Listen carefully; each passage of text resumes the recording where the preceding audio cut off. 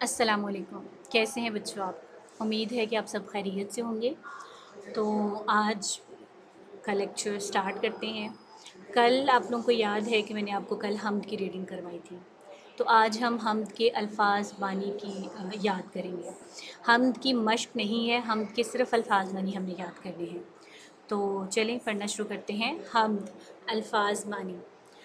हम्द कल भी मैंने आपको बताया था, आज दोबारा बता रही हूँ। हम्द का मतलब है अल्लाह ताला की तारीफ़। नाज़िल, आपकी किताब के ऊपर दो मानी लिखे हुए हैं। मैंने यहाँ पे किताब की बजाय मैंने ख़ुद लिखा है ताकि आपको लफ्ज़ों की पहचान हो सके कि कैसे लिखा है। तो आप किताब में जो मानी दो दिए हुए हैं, आप दोनों में से कोई भी लिख सकते हैं, दोनों भी लिख सकते हैं, लेकिन यहाँ पे मैंने आसानी के लिए जो मुझे आसान लग रहा था वो मैंने लिखा है। अगर आप एक मानी भी लिखेंगे तो वो भी ठीक होगा। नाज़िल का किताब के ऊपर दो मानी लिखे हुए हैं, भेजना, उतारना। तो मैंने यहाँ पे उतारना लिखा है। नाज़िल, उतारना। अगर आप भेजना भी लिखेंगे तो वो भी ठीक होगा।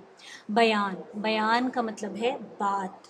किताब के ऊपर इसके दो मानी दिए हुए हैं, तज़किरा, बात। मैंने बात मुझे आसान लगी तो मैंने उसका मानी बात लिख दिया है। बियाबान, आपकी किताब के ऊपर जो इसका मानी है वो है ऐसी जगह जहाँ दूर दूर तक कुछ ना हो।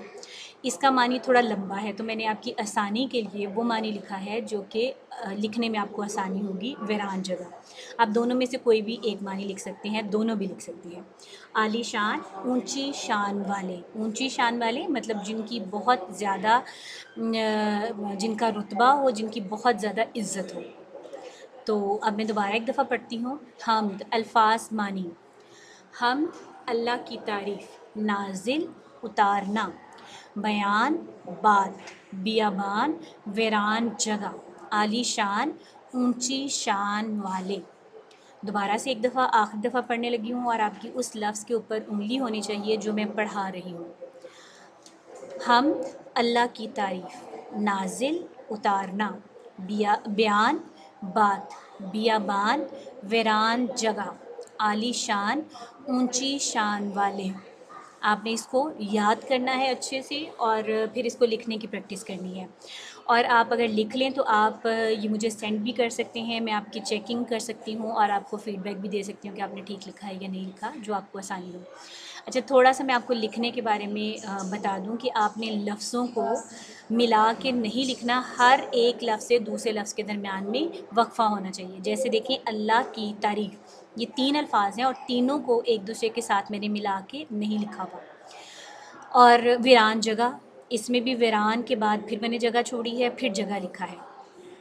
ऊंची शान वाले, ऊंची के बाद फिर जगह छोड़ी है, फिर शान लिखा है, फिर जगह छोड़ी है, फिर वाले लिखा है। तो इसी तरह आपने एक लफ्ज़ से दूसरे लफ्ज़ को अलग अलग करके लिखना है। नुक्तों को मिला के नहीं लिखना, नुक्तों को अलग अलग लिखना है और गोल करके लिखना है। और जो अलिफ़ है, ये जितने भी अलिफ़ है, डंडे वाले लफ्ज़ हैं, उनको सीधा करके लिखना है और अच्छे से प्यारे से करके इसको लिखना है। इसकी प्रैक्टिस करनी है, ज़ुबानी याद करना है। उम्मीद है कि आपको समझ आ गई होगी। अगर आपको नहीं समझ आई या किसी चीज़ में कोई मसला हो रहा हो तो आप मेरे से रब्ता कर सकती हैं, मैं आपको ज़रूर गाइड करूँगी और आपकी मदद करूँगी। ओके, अल्लाह हाफ़िज़।